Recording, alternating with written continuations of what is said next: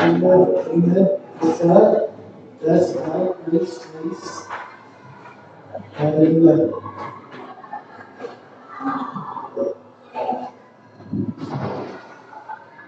Amen.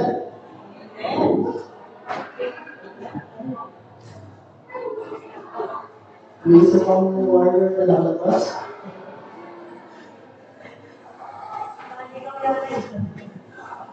Diwata po yun ito. Pangalan ka na talaga ang diwata. Amen. Handa po tayo mag-aaral ng salita ng Diyos.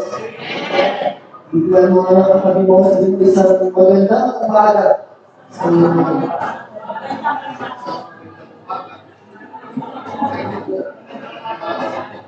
Amen. So, nakakatuwa no? Last time, gamit na gamit yung mga panyo natin sa pagpupunas ng pawis. Pero ngayon, lumalabas na yung mga balaman, mga jacket, lumalabas na yung mga pangkinaw. Yeah. Alam mas masarap, yung pawis o yung may pangkinaw?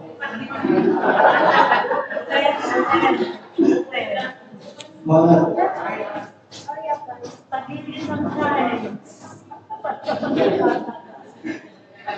Ito pa naman.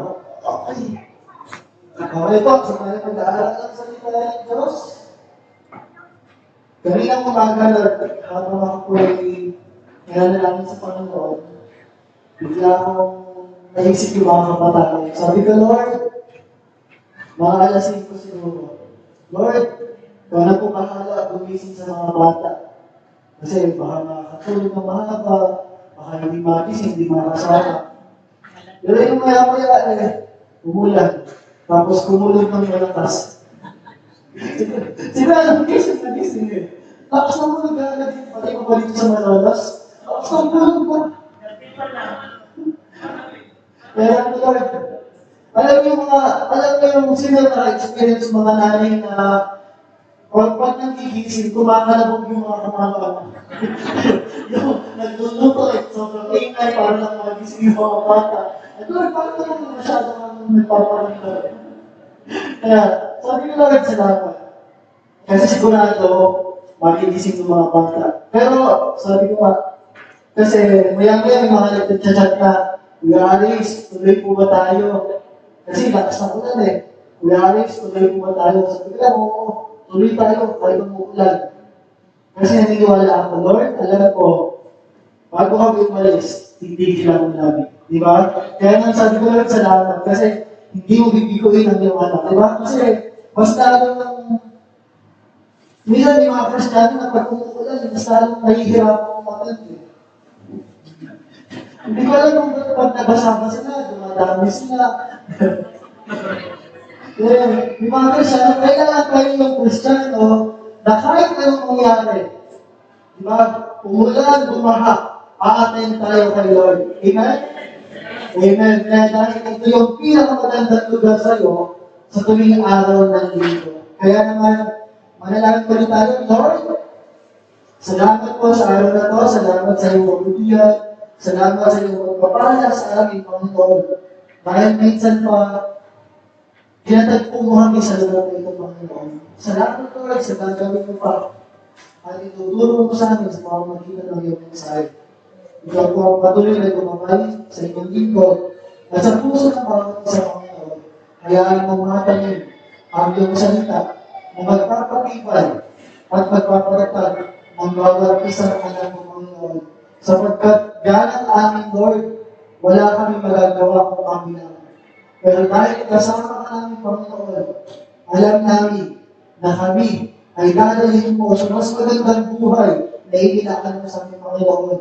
Patuloy po na nagpapahubog, Panginoon, kung may dapat ayusin, kung may marinig kami salita, ano ba ang mahal sa buhay namin, Lord? Ikaw po ang magbago sa ating Panginoon. At gagawin po namin ito, Lord, dahil alam namin na wala kang ibang nais kundi sa ikabubuti namin. Kaya, Lord, thank you for your presence. Thank you for your word, Panginoon. Thank you for your anointing that will flow in this place. For you alone are our God. Salamat po, Panginoon Espiritu. Salamat po, Panginoon. Salamat, Lord, sa kabutihan mo sa araw na to. In Jesus' name we pray. Amen and amen. Amen.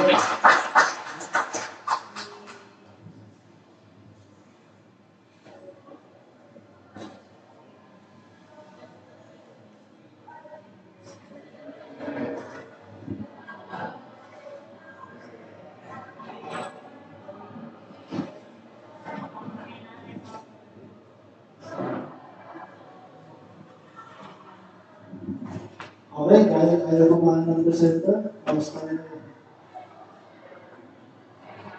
Amen. So, pangilang episode na po tayo sa ating pagsunod sa Panginoon. Episode 19 na. So, lagi natin tandaan, napakahalaga ng tema natin. Bakit? Kasi, kung sino yung sinusundan ko, doon ka magpunta. Amen? Kung sinusundan mo ay isang tao na tagumpay sa buhay, eventually, doon ka rin mapunta. Pero kung sinusundan mo ay isang tao na walang ginawa kundi magbisyo, palpak sa buhay, eventually doon ka rin pupunta. Kaya dapat ma-check natin sa ating mga sarili na araw-araw, kailangan nakakasunod tayo sa ating Panginoon Jesus. Amen? Sa lahat ng gagawin natin, we need to follow Christ together. Sabi mo sa tabi mo, ikaw yung together ko. Parang no-play si Pastor Mario. Makakalipas na sa tayo, maraming kasama ko. Siguro pina-absent mo, no? Hindi, masaya ako kung may nakikita na pamilya, sama-sama nagpupost sa Panginoon. Bakit? Kasi sa panahon natin ngayon, binubugbog ng kaaway ng pamilya. Bakit? Ang daming pamilya nasisira. Ang daming mga anak na kung ano yung ginagawa sa buhay. Bakit? Sa bahay pa lang, hindi na nagpuan yung pag-ibig ng Panginoon. Kaya dapat, nandito ka ngayon, nilaban mo yung pamilya mo. Amen? Huwag ka papayag dahil pamilya mo ay ginugupo ng kaaway. Kaya naman, sa ating following Christ together, sasabihin natin ang power of two, nandito tayo sa pang-apat na kabanata. Ang apat na bahagi. Diba? May kapangyarihan ng dalawa. Amen? Nalikan natin yung verse mula sa mga aral 4, 9 to 12. Okay? Sabi dyan, ang dalawa ay mabuti kaysa isa. So, bakit na mabuti yung dalawa kaysa isa? Diba? Bakit mas mabuti? Apat na bagay makikita natin mula sa mga 4, 9 to 12. Sabi dyan, mas marami ang bunga ng anumang gagawin nila. Diba? Mas marami ang bunga.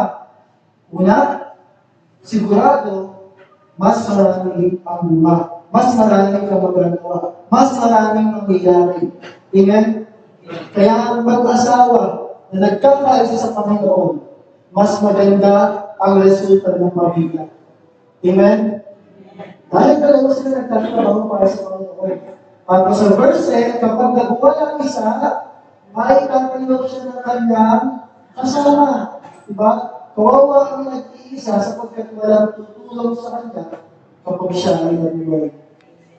Diba? Naalala ko ito kanina, diba? Himatay pa alam kung wala sa tates, diba? Kasi dati lang ang wala kung nagmamasa ng COVID.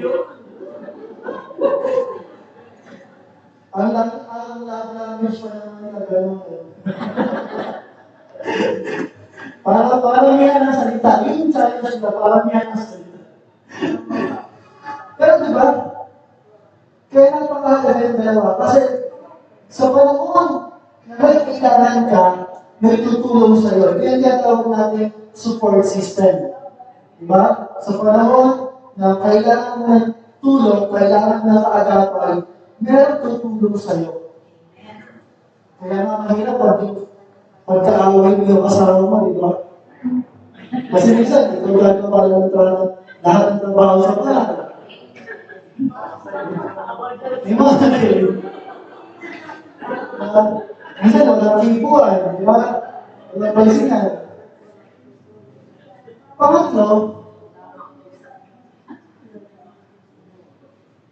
katulad yan, kung malamig ang panahon, maaari sila magtabi sa higaan upang pareho mahihitan. Diba sabi mo rin sa akin, kung ang init kung nag-iisa siya. So mula, mas maraming bunga. Kaya mag-check ko ang pamilya ko ba, mabuti ng mabuti, paayos ng paayos, o ang dami nangyayari. Ikalawa, merong support system sa family, sa mga partner mo, di ba? Pag may isang nadapa, may mag-aangat sa'yo. Di ba? Pag may isang nalulunod, ano yung nangyayari ngayon? Hindi na po. Kanya-kanyang labas ng cellphone. Kanya-kanyang labas ng cellphone, tapos bibigyan na. Kapag na susunod, ilan yung nakaganon, at ilan yung tumutulong. Mas paano yun? Hindi sa tulungan, ang daming reporter na yun. Pangatlo, parehong ibig sabihin, kapag kailangan mo ng init, may magbibigay sa inyo ng init. Kapag kailangan mo ng pagkain, may magbibigay sa inyo ng pagkain. Kapag kailangan mo ng minsan mga lalaki, nakasimangot na yung asawa ko ba alam mo na ako mga kailangan. Hindi ka nasasabihin. Alam mo na yun. Hindi ka na na. Lambing lang, lambing na kailangan. May mga kalala. Huwag mo lang po, hindi siya nalifigo. Hindi ka lang 500. Magbigas na. Ang tawag doon, therapy. Okay? At pag may aalala sa'yo, gutom ka, magkakaroon ka ng pagkain, yung napapaalala sa'yo. At pag ulit, napapag-beneficio sa verse 12, kung nag-iisa ay maaaring magtagumpay laban sa isa, lalo na ang dalawa. Ang lubid na may tatlong pilit halitla ay hindi agad malalago. Pangapat na beneficio, may tibay kang aasahan kapag may kapartner ka. Amen? May tibay, may endurance, kaya mo i-withstand, kaya mo labanan lahat ng darating na problema. Bukod lang kay Kapag Junior, kahit mag-iisa yan, ay dahil may solo man siya, matibay na matibay ba rin. Yeah. Salamat na lang. Alam mo, nagpapasalamat ako. Malaking bagay pala pag ang aking bahay mahilig magluto. Kasi kayo naman nga may nagpadala sa akin ng pancake. Salamat. Buti naman yung aking bahay ko, mahilig magluto. Kasi salamat naman yung mga pagkain. Pag may birthday sa akin may kumakot ko sa akin. Salamat Lord. Buti na yung aking bahay ko mahilig magluto. Napakasipag ko pa naman magluto kasi nagigisa na ako. Okay? Mula sa akin na to, dinadala tayo ng Panginoon sa mas malalim na paunawa ng following Christ together. At ito yung tinatawag natin na partnership. Ito yung isang pagtawag o forma pagdating sa togetherness, yung pagiging dalawa. Diba? Ang tawag natin dyan, partnership, magka-partner, diba? Ang partnership ay dalawang tao o higit pa, o kaya grupo ng mga tao o kaya korporasyon na nagkaroon ng pagkakasundo para gawin ang isang bagay. Halimbawa, ang GMA sa ABS-CBN, di ba? Nagkaroon sila ng partnership para ipalabas yung mga show ng 2 sa 7. So, dalawang tao nagkakaroon ng pagkakasundo para gawin ang isang bagay. So, ganun din sa buhay natin. Ano yung natutunan ko to? Halimbawa, meron ako isang kabataan na problema. Dati, pag ako yun, ako lahat gagawin, ako magpa-follow up, ako mag-iintindi. Pero ngayon, nakita nila sa akin, may isang kabataan, nag-aanap siya ng attention. Siraan ka nilang pamilya, kaya nasisira din yung buhay niya. Pero pinaisip sa akin ni Lord, ibigay mo yan kay Teacher Ren. Hindi ako, sige Lord, bakit? Yung batang niya, naghahanap ng atensyon ng isang ina at hindi ko mabibigay yun. Yeah. Yeah. Kasi yung batang na yun, nasumubok ng mag-ano, mag-class. Kasi sinusubukan na niya. Sa Lord, ano gagawin ko? Hindi mo kay Teacher Ren. At siya yung magiging papartner mo ulit sa bata niya. Kaya napakalaga ng partnership. At ngayon, nakita ko mas maganda yung awa ng bata na yun. Amen? Kaya mahalaga yung kapartner kasi hindi ikaw lahat. Pag ikaw lahat, mapapagod ka. Kaya may binibigay sa atin si Lord na partnership. Ngayon, yung partner mo, napakahalaga mo. Diba? Kaya, mas gaganda, mas masarap ang buhay dahil may kapartner ka sa Panginoon. Amen? Pag-aralan natin, katulad na sinasabi sa lingkod ng Diyos, in Amos 3:3, ang sabi dyan, do to walk together unless they have agreed to do so. Sa Tagalog, makakalakad pa ang dalawa na magkasama malibang sila ay mayroong ginawang timbangan. Sabihin nga po natin, naiintindihan ka natin yung tanong? Sabi dyan, makakalakad pa ang dalawa na magkasama malibang sila ay mayroong ginawang timbangan. Diba? Kaya lang makakarating. Halimbawa, kami ni Kuya Gani, pupuntahan ng Pamarawan. Makakarating kami doon kasi may usapan kami. Kuya Gani pupunta tayo ng Pamarawan. Darating tayo sa port ng alas 7. Kahit 7:30 siya darating. Hindi pa lang pa rin kami. O, nagagala ako Dati kasi, naging late si Kuya Dante. Pero ngayon, naging na siyang maaga sa Panginoon. Hindi ba? Ako. Kasi, may multa pa balik. Kaya hanggang pa pala na. Kaya kailangan mo talaga agahan. Okay pa rin kasi paagahan ko. Hindi ba? Kaya minsan na kayo sila, ang laki ng gastos niya. Diba? Parang natin ito sinasabi. Sabi dyan, di ba ang dalawang tao daw, darating lang sa isang lugar dahil sila may usapan. Hindi sila pwedeng masala ang kanya-kanya. May usapan sila. Pinapaalala dito ng Diyos na ang mga Israelita ay may usapan pa rin mo. Kasi yung mga Israelita naging makulit. Gumagawa lang kung ano-ano. Kaya pinaalala ng lingkod ng Diyos, ito may usapan kayo kay Lord, na dapat ito yung gagawin nyo. Kaya lang baka nakakalimot na kayo kasi iba yung ginagawa nyo. May usapan sila sa Panginoon. Kaya sabi na, diba, ang usapan nyo, kapartner niyo si Lord. Araw-araw magbuhay kayo ng tama para mapupurihan natin ang Panginoon. Ang pinakamagandang kapartner sa buhay sa Lord.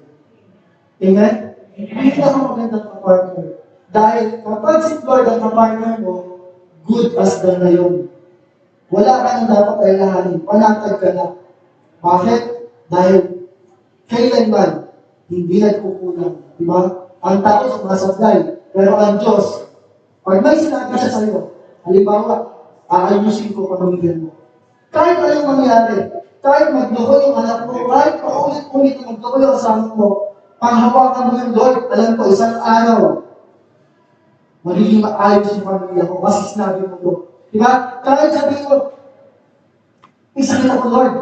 Pag sinabi ni Lord, pagaling ka na, kahit anong mangyari sa susunod na mga araw, panghawakan mo, magaling ka na. Dahil ka-partner mo si Lord. Amen? Ibig sabihin, ano man yung mangyari, sisiguraduhin ni Lord na doon sa finish line, nakita niya na magaling ka. Amen? Kasi sa akin, limited yung ano natin eh. Limited yung pananaw natin, limited yung kaisipan natin, limited yung nakakita natin. Pero si Lord, kita niya na yung anak, kapartner mo, sagot kita. Amen? Kaya pinaka-the best na kapartner si Lord. Diba? Sa tao, para ma-formalize yung isang partnership, parang pagtibayin lang yung pagkakasundo na magka-partner. Ano yung tawag nila dito sa partnership nila? Gumagawa sila ng kontrata. Diba? Ipirmahan nila. Magawa sila ng kontrata. Ibig sabihin, hindi basta-basta, wala ayawan, hindi basta-basta pwedeng tao. Diba? At kapag sinuway mo yung kontrata, ano mangyayari? Breach of kontrata. Siyempre, may penalty, may parusa yun. Diba? Ganon katindi ang partnership. Tao pa lang to ha. Sa mundo pa lang to, sa business world. Nakapagbuhay mga dyan. Kailangan ingatan mo yung pinag-usapan mo. Diba? Ganon katindi ang partnership. Otherwise, merong karampatang parusa kapag hindi ka nakakasunod. Diba? Kaya matindi ang partnership. Pero lagi niyo tandaan, mas matindi pa rin yung partnership kayo. Dahil kung sa mundo, may kontrata, si Lord, may covenant. Amen? Ang kontrata, limited lang eh. Pero ang covenant ni Lord, hanggat nabubuhay ka, mamatay ka man, yung susunod na generation, pag sinabi ni Lord, pagpapalain ka, aabutin yun hanggang sa mga susunod na generation. Kaya ang pinakamainam na naiiwan ng magulang sa kanyang anak ay yung relasyon sa Panginoon. Higit sa ano na. Amen? Kasi patay ka na, umaani pa yung mga apo mo, umaani pa yung mga anak mo. Ganyan katindi ang covenant. Diba ang kontrata may limited time lang, may time span lang. Pero yung covenant ni Lord sa atin, hanggang ilang generasyon. Ganun din naman siya pag nagparusa. Ganun katindi ang covenant. Diba? Sabi ni Lord, inililigtas ko kayo na, ibabalik ko kayo sa relasyon sa ama. Diba? Kaya, ganito ang katindi. Makipag-partner si Lord. Covenant yung pinibigyan niya. Diba? Ibang klase ng covenant. Merong blood compact. Ano yung blood compact? Yung dugo. Dugo yung paghahaluin. Dugo yung ibibigay mo para magbuo yung kontrata. Meron naman sa marriage na salt covenant. Diba yung salt covenant, paghahaluin yung asin doon sa isa, tapos yung isa, ilalagay sa isa, para simbolo yun na si tatay pinag-isa ng Diyos at hindi mo na pwedeng paghiwalayin. Yun yung salt covenant. Ganun matindi makipag-covenant si Lord. Dahil sabi ni Lord, iaayos ko ang pamilya mo, iaayos ko ang relasyon mo sa Panginoon. At anong binigay ng Panginoon? Buhay. Sa covenant na to, buhay yung binigay niya. Hindi lang basta 5 million, hindi lang basta 10 million, hindi lang 1 billion. Sa covenant mo kayo, buhay ang binigay niya sa covenant mo. Ngayon, alam mo, ibigay mo rin. Buhay din. Hindi ka magpapahamatay, hindi ka magpapabawa sa krus. Kundi ang buhay mo, dapat ginagamit mo na kay Lord. Amen? Kasi si Lord, ginawa niya yung part of eh. Nag-covenant niya sa'yo, na ang buhay mo, magpapalaan mo. Gawin mo rin yung part mo, magpagamit ka sa Panginoon. Dahil kailanman, hindi ka lugi kay Lord. Amen? Kaya nga sabi dito, isa sa mga pagandang covenant ni Lord, in Isaiah 43 verse 10, ano sabi niya?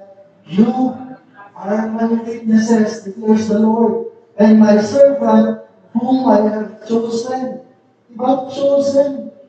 So that you may know and believe me and understand that I am He.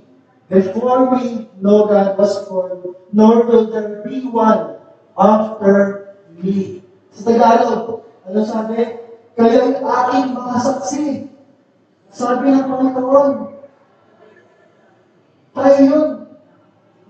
Di ba? At aking lingkod na aking pinili, pinili ka ng Diyos. Kaya huwag mabababa ang tingin sa sarili. Ay, ganito lang ako, ganito lang ako. Pinili ka ng Diyos. Di ba? Upang ilang malaman at manampalataya kayo sa Kanya. Kaya sa ano po, pag-dibayin mo yung partnership by Lord. Bakit? Hindi aksidente na nandito ka. Dahil ikaw ay kapartner ng Diyos. Pinili ka na. Di ba? Halimbawa,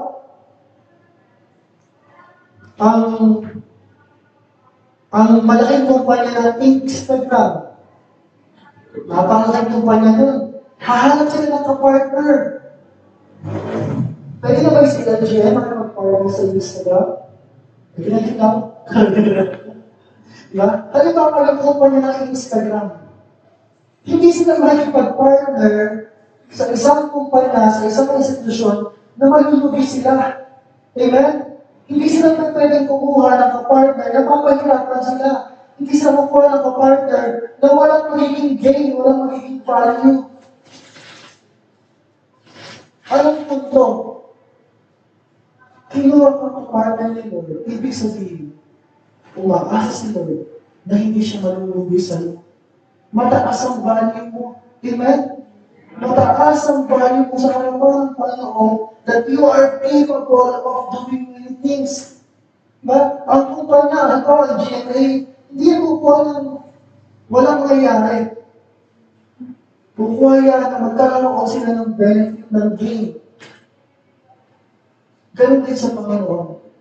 Kaya napakahalaga, muna para natin, kapartner mo sa Lord. Amen?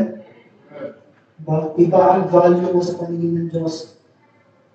Do not be withhold. Huwag mong hayaan na hatakan ka ng mga bagay sa mundo para bumaba yung motivate sa sarili mo. Dahil sa harapan ng Diyos, napakahalaga mo. Amen? So, pag-alalan natin, mula sa Old Testament, sa Lumang Tipan, pag-alalan natin yung mga partnership na kung saan ipinakita ng Diyos kung gaano ba siya nakapangyarihan at kung ano yung pwede mangyari kapag ang mga tao niya ay nagkakaroon ng partnership. Kaya ang title natin, so Magneto, is the power of good partnership.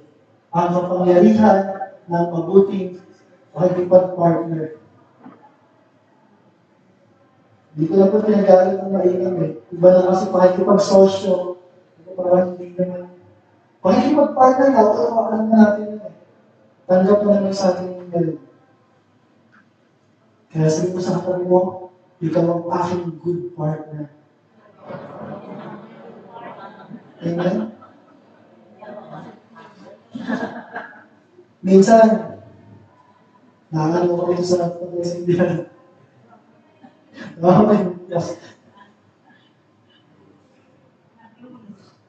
Minsan, halimbawa, may mga pagkakataon, kung hindi mo magkasama yung asawa mo ngayon, yung mga pipiliin gagamitin si Lord, para magkaroon ka ng kapartner. Kung wala kang asawa, bibigyan ka ng Lord ng kapartner. Dahil eventually, may gagawin si Lord sa buhay mo. Papalitan natin yung mga sitwasyon sa Biblia kung saan makikita natin ano ba yung kapangyarihan ng mayroong magpabuting kapartner. Diba? Tatlong bagay ang dapat ang tandaan pagdating sa good partnership. Hindi ko na ito nalagay dyan. Sa good partnership, makikita nyo, may purpose si Lord. Purpose at may power. Kung paano gagawin, may kapangyarihan ng Diyos na dadalo. At meron isa sa katuparan ng plan. Purpose, may layo na si Lord, bakit ito pinili na, bakit gano'n? Power, May kapangyarihang dadalo yung Diyos para gawin yung kanyang plano. Amen? Kaya dapat alam mo yung purpose mo sa Panginoon eh. Upang maganap, dumaloy ang power hanggang maabot natin yung plan ng Diyos. Amen? Lagi natin tandaan, hindi ganito lang ang buhay natin. Amen? Hindi ganito ang buhay natin. Mas may maiangat pa at mas may ibubuti pa. May pinapagawa nga sa akin si Lord. Kaya lang, nangihirap. Nagpo-consult ako kay Pastor Remy. May pinapagawa sa akin si Lord na, kailangan mo umusad, kailangan mo umalis.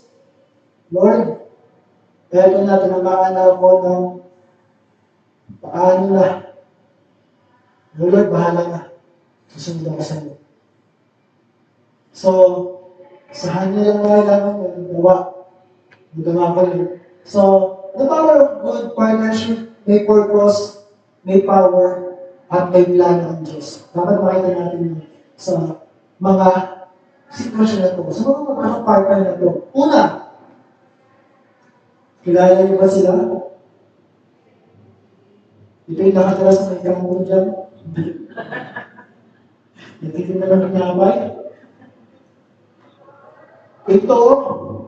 Itong dalawa na ito, ang humarap lang naman sa isang pinuno ng isang bansa. Gaano kadali yung ginawa ng magka-partner na ito. Bilhin po sa dalawa na ito, kung di ako nagkakamali, 600,000 na tao ang inilikas nila, pinalayan nila mula sa pagkakaalipin. No? 600,000 tao, isa na. Yung pamilya natin, hirap pa tayo para ito. Yung dalawa na ito, 600,000 tao ang pinabayan nila at pinalayan nila sa pagkakaalipin. Ito ay sina si Moses, sa si Aaron. Sila ay magkapatid. At kung siyempre, babasa na tayo ng Bible, basahin na sa mga scripture reading time na, makikita natin yan sa Exodus 7, saka sa 1 Samuel 12, verse 6. Na kung saan, ano ang ginawa ng dalawa na ito? Diba? Hindi ganun kasimple. Naalisin mo ang bansang Israel sa Egypto, 600,000 papalayain. Diba? Sino dito yung matapang? Sasamahan ako. Kukontuhin natin sa Pangulong Bongbong. Si Kuya Gandhi. Kuya Gandhi, sama ka? Kayo dati na lang. Bakit matapang si Maharlika na mag-expose ng kung ano? Kasi kung ano sa'yo. Diba? Bakit si Kuya nagtatago? Nasa Pilipinas pa eh. Well, hindi ko na alam kung nasa ngayon, pero hindi mo, nagagawa lang ng Maharlika yun kasi nasa pagpasa siya, pero kung nasa Pilipinas siya, dahil ako panahon ng Pangulong Duterte, bigla ka lang mananahimik. Hindi mo, dalawa kayo haharapin mo yung paraon para sabihin na palayain ang bansang Israel at paalisin sa bansang Egypto. Hindi ganun kadali yung ginawa ng dalawa na to. At sabi nga ng verse na babasahin natin, in Exodus 7 verses 1 and 2, tingnan niyo yung mga naka-highlight sa partnership na to. Then, the Lord said to Moses, see, I have made you like God to Pharaoh, and your brother Aaron will be your God. You are to say everything I command you, and your brother Aaron is to tell Pharaoh to let the Israelites go out of his country. Makikita natin dito, tingnan natin sa Tagalog. Sinabi ni Yahweh kay Moises, gagawin kitang parang Diyos sa harapan ng Paraon. At ang kapatid mo si Aaron, ang magiging tagapagsalita mo. Lahat ang sasabihin ko sa iyo, ay sasabihin mo kay Aaron. Siya naman ang masasabi sa Paraon na payagan na kayong umalis ng Egypto. May kahinaan si Moses. Amen? May pinapagawa si Lord kay Moses na alam niya na dinigil pa ni Moses. Kaya binigay sa kanya yung kapatid niya bilang kapartner niya. Makikita natin dito, napakahalaga. Dapat si Lord ang nagbibigay ng partner mo. Amen?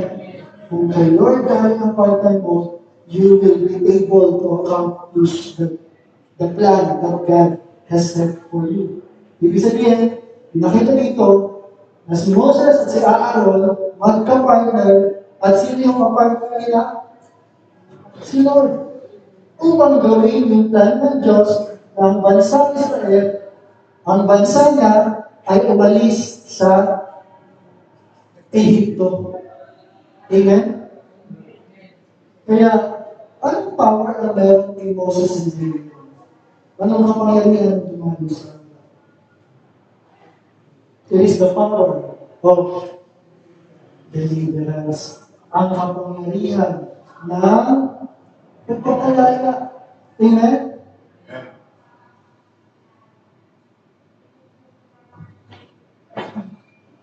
Na kahit gaano katindi, hari yung kausap nila. Sa paningin ng Diyos, magagawa niya. Diba? Hindi naman naging simple yung journey nila, diba? Ang daming beses na hindi ang parapon. Pero sa paningin ng Diyos, tapos na yan. Minsan sa buhay natin, may mga nilalakaran na tayo na hito. Na kung saan nais ng Diyos, makarating tayo sa promised land.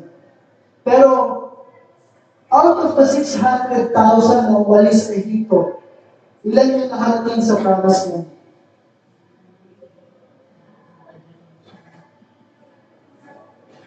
Maraming hindi nakasama. Bakit? Mareklamo, matigas ang ulo. Kaya kapag ikaw ay mareklamo, matigas ang ulo, kahit anong sabihin ni Lord, pagpapalain kita, kaso yung ugali mo, yun ang humaharap para hindi mo makuha yung pangako ng Diyos. Amen? Kaya napakahalaga. Maunawaan natin, when we have this partnership, katulad yung dalawa na to, ilakaran nila yung hindi simple journey. Pero in the end, ano sabi sa 1 Samuel 12:6, then Samuel said to the people, it is the Lord. Sino daw?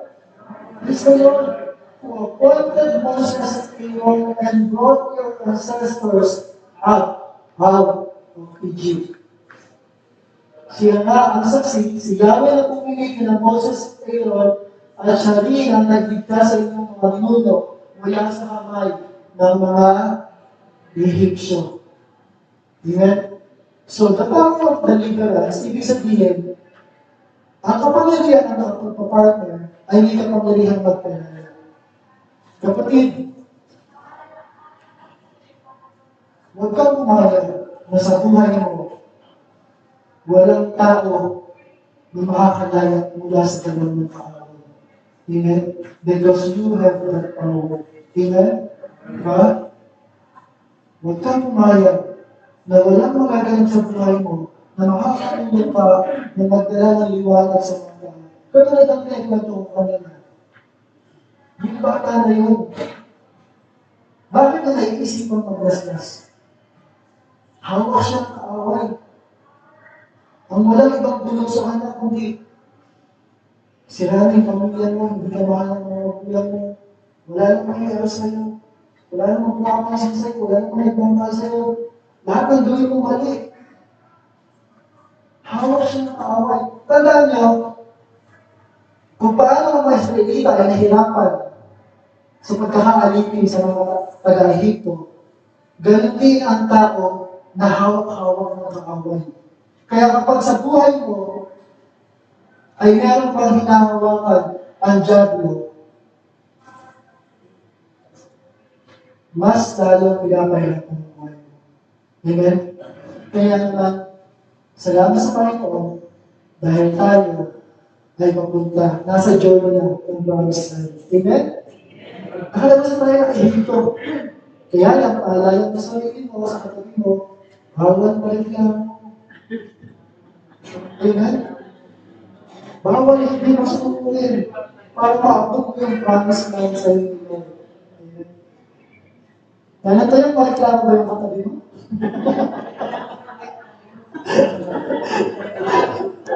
Nakikiti ka.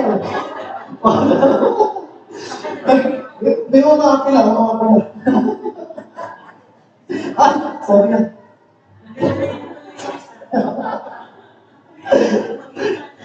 Amen? So, kapatid, may mga taong binibigay sa iyo tayo. Huwag mo bibitawan. Huwag kayong susuko. Kahit anong mangyari. Amen? May mga tao, binibigay sa ng Panginoon at hayaan mo na maranasan nila yung kapangyarihan ng Diyos na magpalaya. Amen? Dalihin natin ang liwanag at katotohanan sa kanilang buhay. Na tanging kay Kristo lamang may kalilaman. Amen? Kaya kapag si Jesus ang nasusunod sa buhay mo, mararanasan mo yung kalayaan. Pero kapag kayo sa buhay mo, may mga gusto ka pa na ikaw ang nasusunod, baka hindi pa si Kristo ang Panginoon mo. Amen? Dalihin natin ang liwanag sa mga taong nangangailangan. Amen? Dahil marami din sa atin, lahat tayo, may mga pinanggalingan din na mga hindi magandang storya ng buhay. Amen? At dati, awag din tayo ng karaway at nandito tayo ngayon sa mga sabas ng Panginoon. Ikalawa, ito, kilala niyo na ito.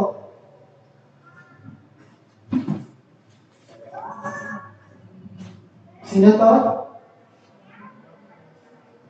Ito yung mga nagtitinda ng barbecue sa ito. Ito ang sinasabi na sa Abednego. Sila yung magkakaibigan na nandoon sa Babylonia, if I'm not mistaken. In Daniel 3, sa panahon ng Daniel. Si Sada, si Mesa, at Abednego. Alam niya sa kato na to, bakit nandyan sa kubog? Nagkaroon ang utos ng hari. Nagpagawa siya ng rebuto na dapat lahat na nasa kupan niya sasamba doon sa rebuto pinagawa niya. Kaso itong kanto na to, kilala nila kung sino yung Diyos nila. At kahit anong mangyari, kahit pasahan pa sila na dalhin at itapon sa kupan, hindi sila sasamba. Anong sabi nila? Kinausap sila ng hari, nabalitaan niya, totoo ba na hindi kayo sumasamba sa rebutong pinagawa ko? Anong sagot nila? In Daniel 3, chapter 3, verses 16 and 17, Shadrach, Meshach, and Abednego replied to him, King Nebuchadnezzar, we do not need to defend ourselves before you in this matter. If we are thrown into the blazing furnace, the God we serve is able to deliver us from it, and He will deliver us from your majesty's hand. But even if He does not, we want you to know, Your Majesty, that we will not serve your gods or worship the image of gold you have set up. Nung binabasa ko ito ulit-ulit, sabi ko na, sana tumarin ako sa punto ng ganito. Mahal anong mangyari, tatapahan mo yung sinabi mo sa akin. Sabi mo sa Tagalog, mahal na harap may buhat na sao. Wala po kami masasabi sa inyo tungkol sa bagay nito. Hindi na sila nakapagtayo. Tanggap na nila. Gawin ninyo kung iyan gusto nyo. Diba minsan yung mga Kristiyano, nakakapagsinungaling po eh. Para lang hindi managay sa alam namin. Pero itong tatlo na ito, dahil alam nila yung tama, tinayuan nila yung sitwasyon nila. Sabi nila, gawin ninyo kung yan gusto nyo. Ang Diyos na aming pinaglilingkuran ang magliligtas sa amin sa naglalagay tulad ng pugol at mula sa inyong kapangyarihan. Diba? Pinanghawakan nila si Lord.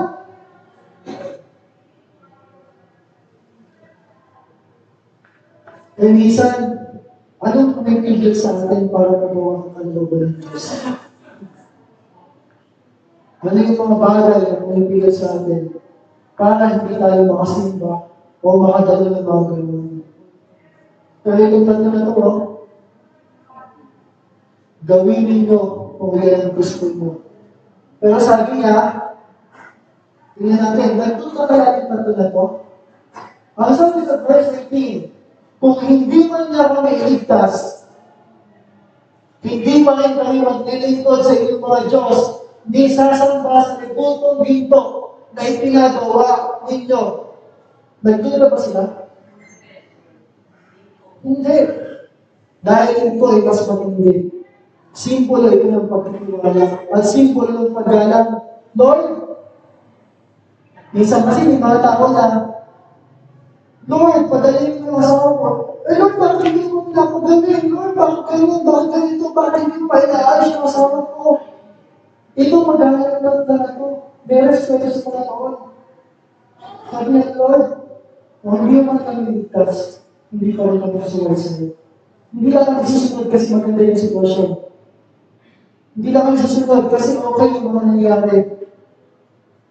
Kahit hindi pa kami ligtas, mas patuloy natin na magtitiwala kami sa iyo. Dahil alam namin, yun yung pinakamabuti para sa amin. Amen? Sometimes, may mga sitwasyon tayo na dinadaanan dahil may gustong mangyari ng Diyos. Diba? May mga gustong ayusin, may gustong ipakita, may gustong baguhin ng Diyos sa mga buhay natin. Kaya naman, sabi nito na ito, bahala na si Lord sa amin. Ligtas na kami o hindi, hindi kami sasama sa Diyos-Diyosan. Nagiging. Kaya umalang ito natin sa amila, ano yung nakita natin kapangyarihan? Yung pananampalataya nila, ginawa ko nila. Amen? Yung power of faith, ang nagdala sa kanila para masunod yung kalooban ng Diyos. Amen? Yung kapangyarihan na ito, ang gagana sa atin para magawa natin yung pinapagawa ng Diyos. Kahit na mahirap, kahit na hindi ganun kasi hindi gagawin pa rin natin. Amen? Na kahit malagay tayo sa alanganin, susunod at susunod pa rin tayo. At ang isang maganda sa power of faith, hindi nila pinagpalit si Lord. Amen? Hindi nila pinagpalit sa kahit ano pa man. Natatawa nga kami pagka sa mga kabataan, kapag may swimming, natapat ng linggo, automatic na yun. Uulawain mo na lang. Ang daling ipagpalit ni Lord. Pero syempre, yung mga anak ng Diyos, hindi basta-basta pumapayag. Amen? Kasi, this is the power of faith. Kaya mong tayuan yung pananampalataya mo na Lord, alam ko, Judith na naman. Ano na yun? Anong date na ngayon? 19. 20, maglalabas ng mga bills. Mga Judith, Lord, panghahawakan ko na anumang pangailangan ko, tutugunin mo. Basta yung malakad ka sa kalooban ng Diyos, ha? Baka naman hindi ka sumusunod sa Panginoon, tapos inaasahan mo si Lord na ibigay lahat ng pangailangan mo. Amen? Kaya, panghawakan niya yung pananampalataya mo. Because, dalawang bagay na naman yan. You have your faith. May sitwasyon na ngayon. May mga bayarin ka, may problema ka sa asawa, may problema ka sa may sakit sa kung ano man. This is the power of faith. Pupunta dito. Diba? Andiyan na yan. May sitwasyon ka, anong gagawin mo? Mananampalataya ka o hindi? Dalawa lang yan. Kapag nanampalataya ka, hindi madali. Ilutan mo si Lord. Wala kang ibang direksyon kung hindi pataas. Amen? Pero kapag ka hindi ka nanampalataya, ginawa mo yung gusto mo, linggo, Ika lang ba yan? Hahanapin mo na lang si Bumbay. Aabangan ko na lang siya. Di ba bayaran ko? Magtatrabaho na lang ako. Bakit? Kaya nakakahala si Aling Lisa eh. Kahit bilang mabenta ang linggo, sarado siya. Bakit? That is the power of faith. Pero kapag ka, ginawa mo yung sa'yo kaparaan, wala kang ibang kapuntahan kundi magbagsak. Amen? So, always choose your move wisely to have the power of it. Amen? Pangatlo, sino naman to? Ito, clue. Ito ang nag-iisang bukong sa Biblia. Bago dumating ang panahon ng mga hari sa bansang Israel, meron muna silang mga hukom. Pero yung binigay ng Panginoon para gabayan sila kung paano lumakad ng malubid sa harapan ng Diyos. Ito yung nagdedesisyon at gumagabay sa mga tao. Ang tawag doon mga hukom. Kaya sa Biblia, makikita nyo, may aklat patungkol sa mga hukom bago dumating ang Nabi Samuel at ng mga hari. So ito yung nag-iisang babae na hukom na isa rin propeta ng Diyos. Yun, may mga nakakilala sa kanya. At ang kausap niya naman, ito na dito ang mahirapan. Kasi makausap niya. Kaya mahalaga ang babae sa Biblia. Amen?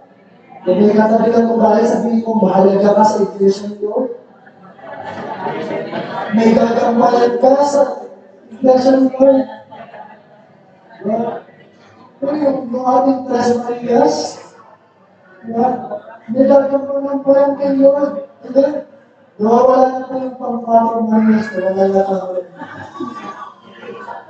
Sila si Ana Pina. Yan ang 4 Marias. Alright? Lahat tayo, brother, ano ang edad mo, may gagawin ko sa Panginoon. Amen? Dahil ang buhay mo, laging may purpose. Bilayo kita sa Diyos. Dadalhin sa iyong power upang maganap yung plano ng Diyos. Amen? So ito si Deborah at saka si Barak. Si Deborah yung prophet o judge, at si Barak naman yung tribe leader. Siya yung pinungaw ng tribo. Amen? Kasi nung panahon nila, naging makulit naman yung bansa ng Diyos. Naging masuway naman ang bansa ng Israelita. Kaya hinayaan ni Lord na masakot na naman sila. At for 20 years, sa katigas ng ulo ng mga anak ng Diyos, nagdanas ka na kahirapan for 20 years. Kaya maging maingat tayo. Tapos sa 20 years na yun, sumuko na sila. Lumatalis na sa Panginoon. Lord, tulungan mo na kami. Nahirapan na kami. Dumating na yun ang lingkod ng Diyos. Ibinigay sa kanila si Deborah. Diba? Diba si Deborah? Hindi simple to eh. Kasi pag hukom ka, hindi pwede. Hindi ka matapang. Kailangan, pinakita kong ganyan eh. Pag itong tao na ito, nagtungo ng ganyan. Dito ka lang, dito lang. Pag yan nagtungo ng ganyan, tumatahimik yung mga maitingan. Dahil ako sa inyo naman. Hindi yan natin. Kailangan mo tapang kasi alam niyo yung nilalakaran na nakita ko lang kanina yun. Secret walang tulog. Okay? Basahin niyo na lang yung Judges 4 and 5. Kung alam mo nangyari sa kwento nila. At sabi ni Deborah, pinatawag na ngayon si Barak. Sabi niya, kumuha ka ng 10,000 kawal mo at digmain natin si mahal mo naman pa hari ng Hazor. Pero ang leader ng grupo nila, si Sisera.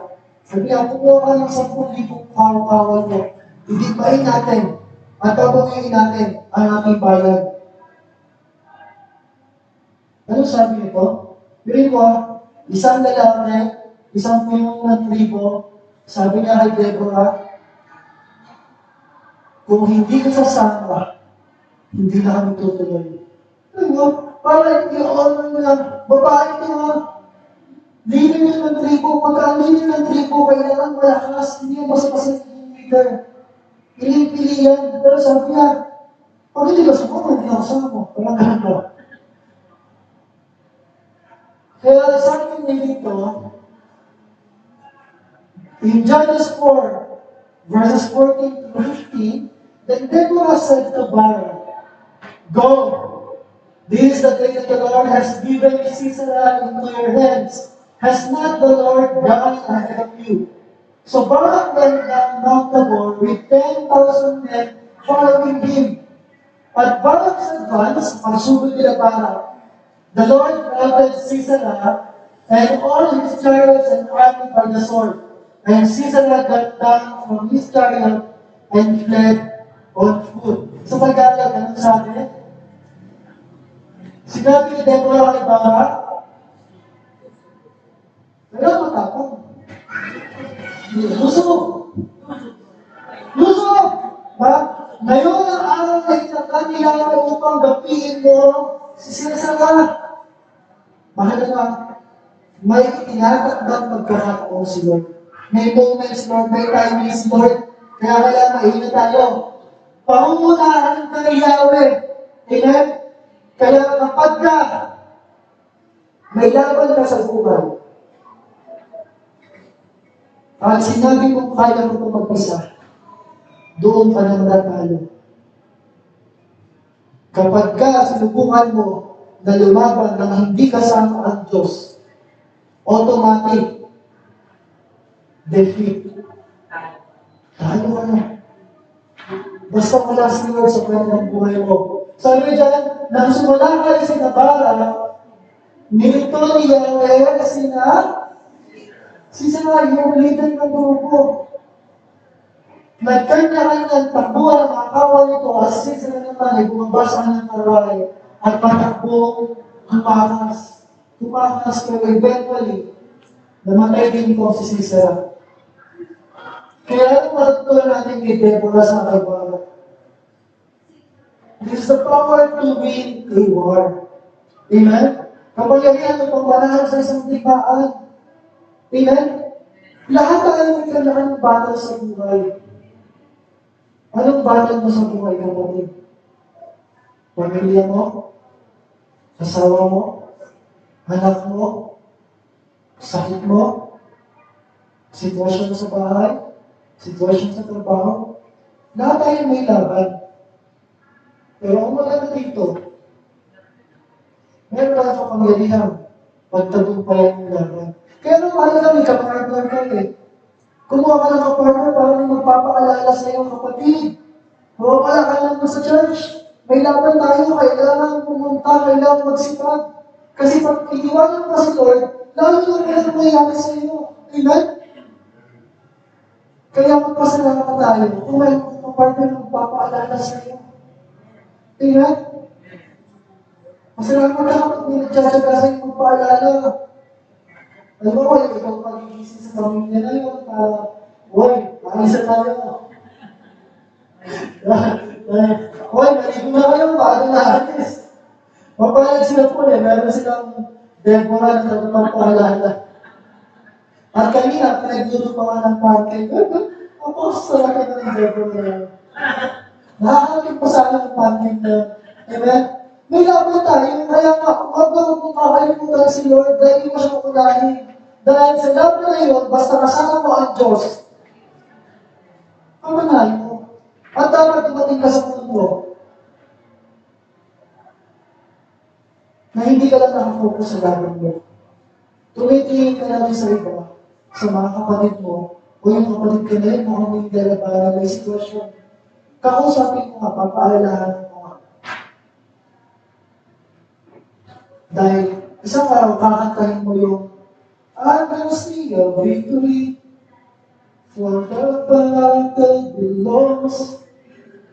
But you will see a victory. Makikita mo yung tagumpay. Dahil ang laban mo belongs to the Lord. Amen? Kaya kung may sitwasyon ka ngayon, may laban ka, mas lalo mo magsumikap. Diba? Kahit ikaw naghahapuloy, iba yung laban namin tuwing Sunday. Kahit may baha, dalawa lagi kami pinoconsider. Papunta, may tubig. Pauwi, may tubig. Ayun sa dalawa. Kahit kayo may laban na naman. Ibang usapan pa pag umuulan. Pero ganun pa ba, hindi yun hahadlang sa isang anak ng Diyos. Amen? Gusto ko lang sabihin, yung laban mo, hindi simple na. Pinapasabi sa inyo ng Panginoon mo, hindi na ina-invalidate yung laban mo. Hindi niya pinapagwalang bahala. Nakikita niyo yung pinagdadaanan mo.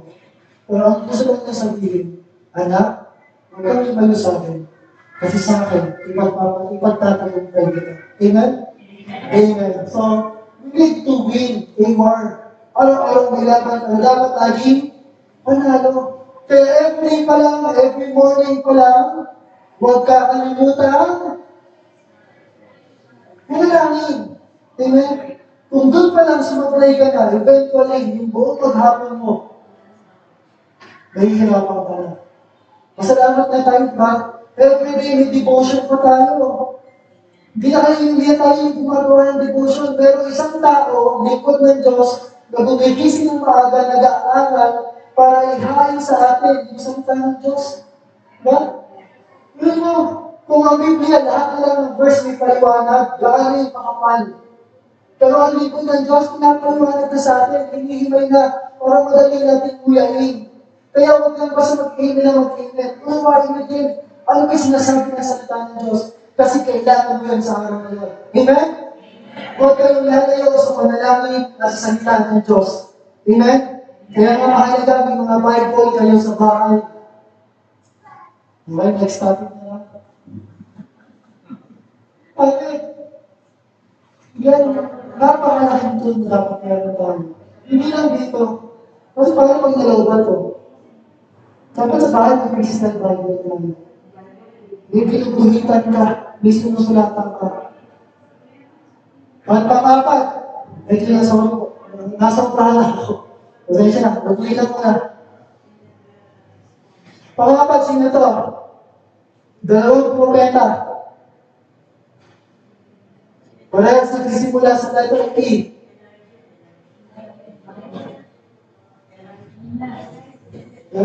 May mga gandang po sa maglalakasan yung boses niya para nakakasagot din sila. Si Elijah, kasama si Elisha. Diba, kilala nila na tulang yan. Sabi nila na tulang, si Elijah. Kilala na yan. Si Elias, saka si Eliseo. Parehas ng propeta. Si Elijah yung teacher, si Elisha ang student. Minsan nagkakamali ako madalas yun. Sino ba nagdoko na sino ba ang teacher, sino ba ang student, sino ba ang nauna, sino yung sumunod.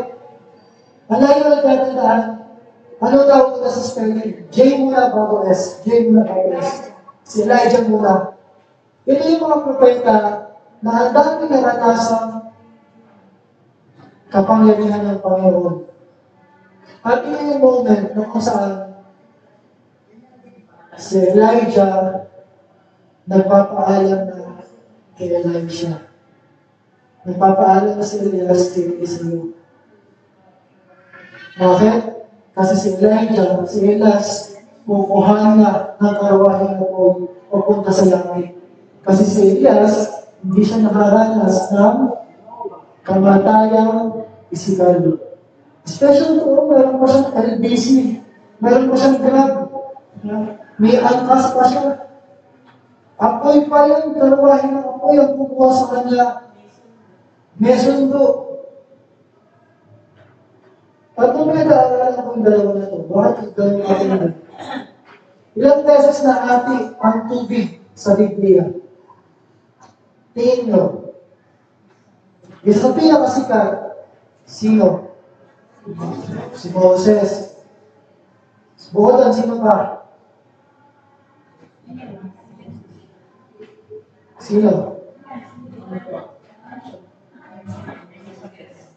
5 beses na hati ng tubig sa Biblia. Una, hinati ni Lord in the days of creation. Mahati ang tubig. Pagpunta sa taas, yun yung mga ulam natin, at yung papunta sa lupa. Ikalawa si Moses.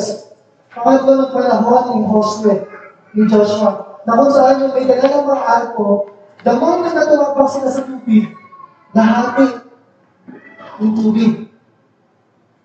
At sino yung dalawa? Itong dalawa na to. Hinampas nila yung balabal, nahahati ang tubig. Siguro ako makatakot sa tubig yung dalawa na to. Patuloy na yung lubhog na lang, hindi sila nagpapangha. Hahampasin yung balabal, makahati yung tubig. Tinatawid nila. Nakita ni Elijah, ginaya din niya. Ni Elisha, sorry.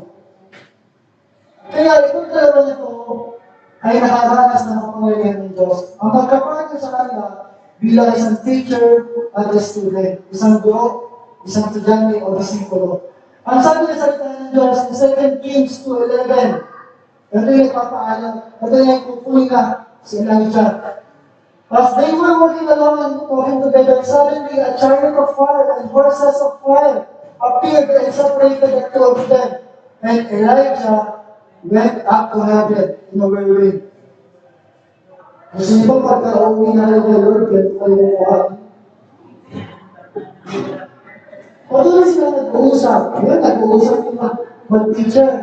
Habang naglalakad, walang apoy kung nasa kanila isang marwahin na apoy. Nakita ng mga kabayang apoy. Nagkahiwalay sila na si Elias ay iniakyat sa langit sa mga mabilang na libo-libo. Nagtulad si Elisha. Hindi ganun kasimple. Nalungkot siya. Bakit? Kasi hanggang huli, hindi na hiniwalayan yung kanyang guro, yung kanyang tatay sa kanyang brother. Kaya maraming kailangan sa kanila. Ito dalawa ito, mayaman sa power to do miracles. Kapag hindi yung gumawa ng mga himala, ang dami pina-experience sa kanila ni Lord ng mga himala. At kapatid, sa buhay natin, alam niyo ba, disenyo ng Diyos. Sa akin to.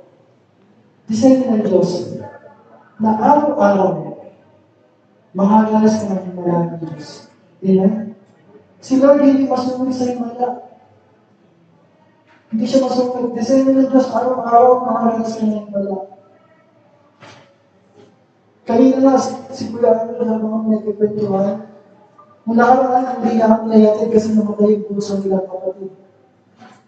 Sabi na, alam mo Pastor, kung kami tatlo na magkakapatid, ako pala ko agad, hindi sinabi kay Lord na namatay ang kapatid ko, Lord, paano na? Kasi hindi simple ang mamatay, di ba? Hindi simple ang gastos.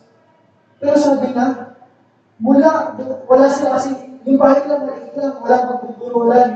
Iiintindi pa niya nun. Tapos yung pambayan, iiintindi niya yun. Yung pagkain, yung bubunulan, yung libingan. Ang sabi niya, Lord, paano na? Ikaw na po ang bahala. Sabi niya sa akin, ayaw ko sa Aris, sa lahat ng yun, 200 pesos ang ginastos ko. May isang taong ginamit ng Diyos, hindi pa makain ng kaya, pero ginamit ng Diyos para sagutin. Gawin mo, St. Peter pag tinulog. Sabi ko, dyan lang pala, hindi ko lang napunta. Sinagot pa yung mga pagkain. Sinagot pa yung libingan. Sinagot pa yung bubunulan. 200 pesos na ginastos nila.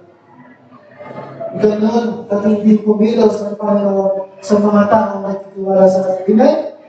Kaya kung meron mga imposible sa'yo, you have the power to do miracles. Yung mga imposible, sabi nga kanina, wala imposible sa Panginoon. At pangulit, ito na po ang magtatapos.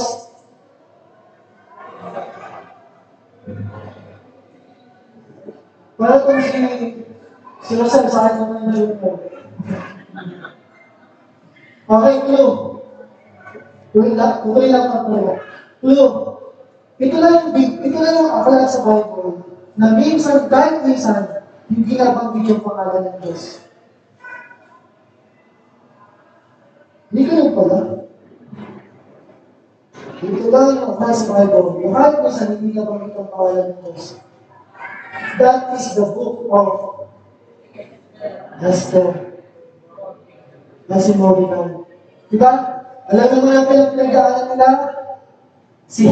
Si Haman, na lingkod ng hari, ninais patayin si Mordecai, at hindi lang yun, gusto pa niyang lipulin ang buong lahing Hudyo. Dahil na mataas yung posisyon mo Pero itong dalawa na ito, ginamit ng Diyos para iligtas ang kanilang lipi, ang kanilang lahi. Ang sabi ng salita ng Diyos, in Esther 4:15-16, then Esther sent this reply to Mordecai, go, gather all the Jews who are in Susa and fast for me. Do not eat or drink for 3 days, night or day. I and my attendants will fast as you do. When this is done, I will go to the king, even though it is against the law. And if I perish, I perish. Tagalog ang sabi, sinabihan ni Mordecai si Esther ang sitwasyon, at yung sitwasyon, kinakabahan si Esther kasi hindi siya pwedeng basta pumunta sa hari. Pag pumunta siya sa hari na hindi siya pinapatawag, automatic, pwede siya mapapatay ng hari. Ganun matindi, hindi simple. Pero sabi, Esther, pinahalahan niya siya Mordecai, na baka kayahan dyan sa sitwasyon niya dahil may purpose nila yun may tayo. Sabi niya, Esther, pipunin mo ang lahat ng magkawin ko sa Susa at ipapailan dito ako. Huwag kayong bakay, mag-iilaw sa loob ng araw, magkakayunan din kami ng aking mga katulong. Pinakatulong. Pagkatapos, pinapangan nila, pupunta ako sa hari, kahit ko'y labag sa butas.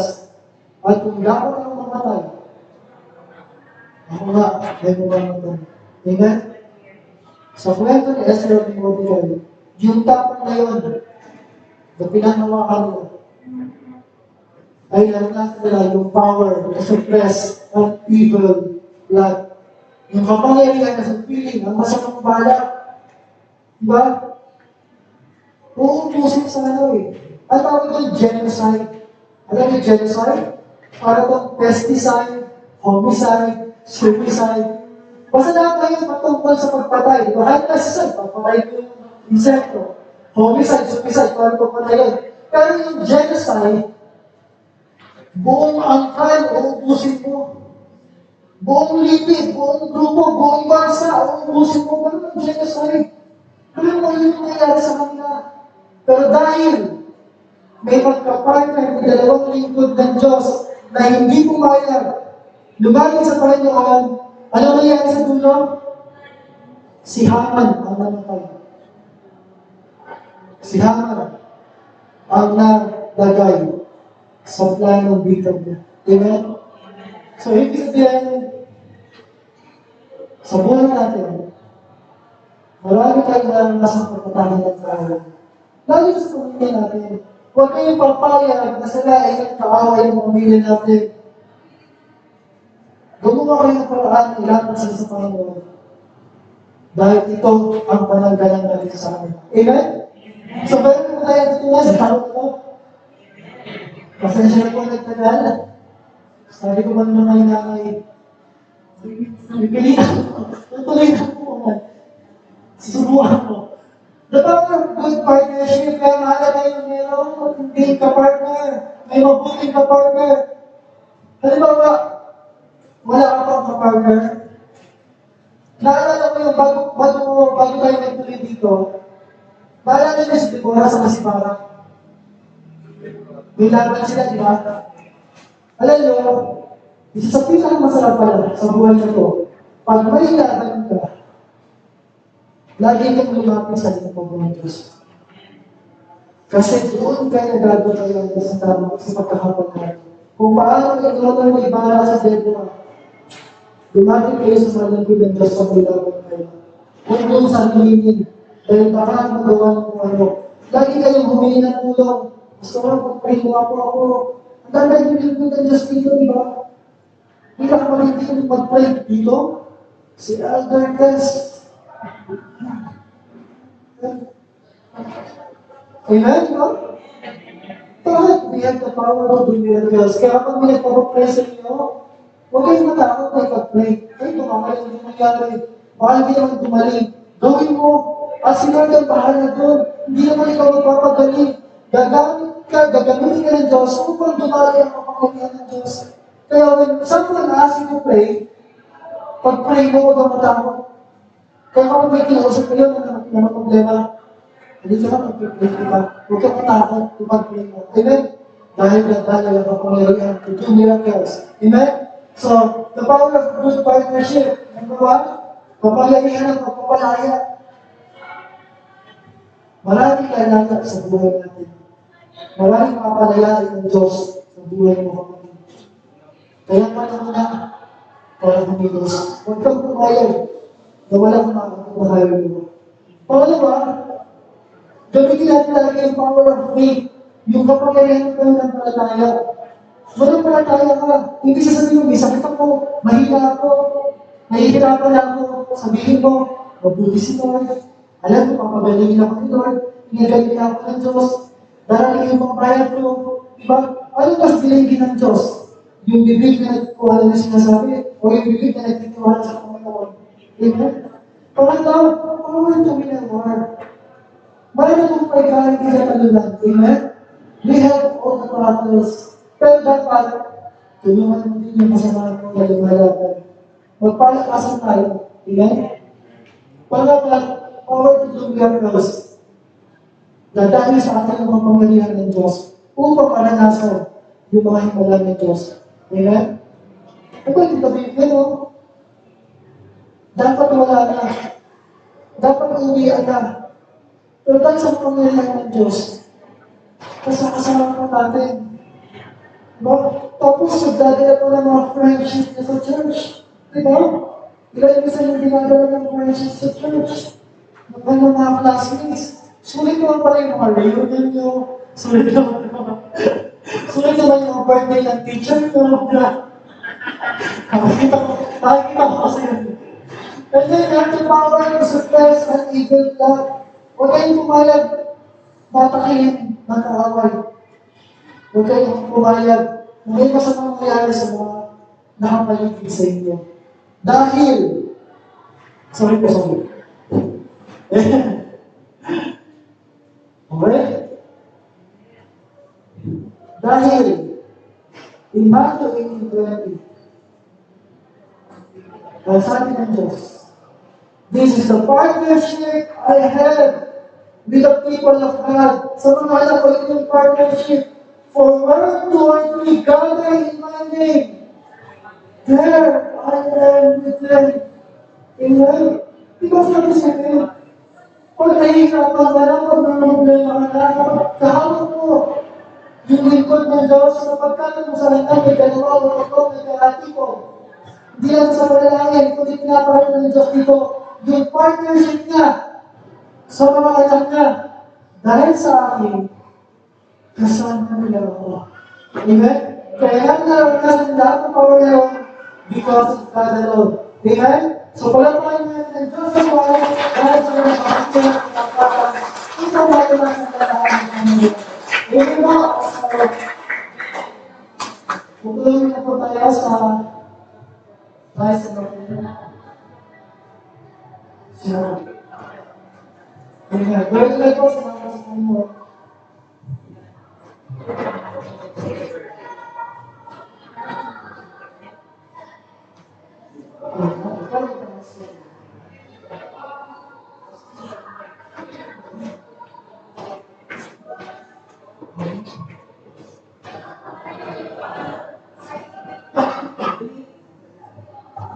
Magiging po, palakpakan natin.